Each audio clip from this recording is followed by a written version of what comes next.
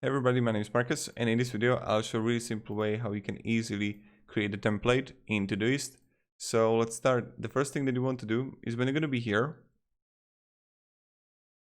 you just want to go to right top corner to the three dots of your project that you created, and here you're going to see export as a template.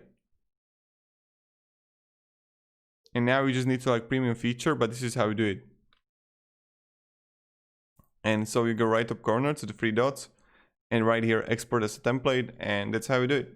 So that's pretty much it, and there's nothing to talk about. Then you have an Excel file that you can upload to Todoist back and have it as a template. So yeah, goodbye.